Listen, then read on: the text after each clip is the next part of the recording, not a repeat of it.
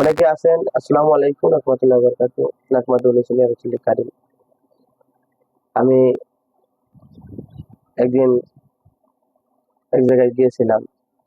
জায়গাটা অনেক ভালো লাগছে। অনেক মানে আমাদের প্রবাসী দেখেছি, অনেক লোক এখানে থাকে, কিন্তু মসজিদ তো তৈরি করছে, কোম্পানি মসজিদ দিছে, কিন্তু নামাজ পড়ে না।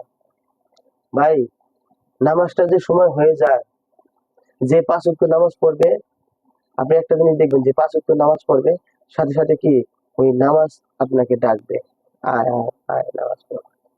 কিন্তু আপনি যদি নামাজকে ভালো না বাসেন, সে ছেড়ে দিবে।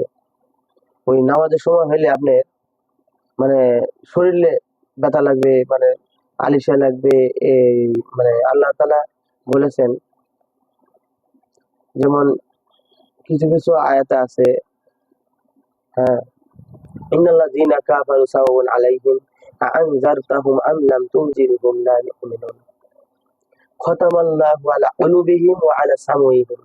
এই যে আমাদের যে আয়াতটা, এই আয়াতের মানে হচ্ছে, আমি ওই ধরনের মানুষকে কি করেছি, হৃদয়হীনটা মানে জ্বালিয়ে দিয়েছি, মানে তাদের বুকের যে ভালো যে রুহুটা, ওই রুহুটা কালো মানে কাপড় দিয়ে ঢেকে দিয়েছি।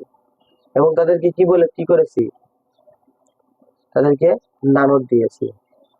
কারণ আপনার ব্যবহারে সবকিছু আল্লাহ তাআলা আপনার আপ্যায়নে বুঝতে পারবো যে এই যে এ আমার বান্দা এই কাজ করতে পারে, আমি এটা করব। আর যখন আমি না করবে, তখন আল্লাহ তাআলা আপনাদের কি করবে, দূরে ঠেলিয়ে দিবে।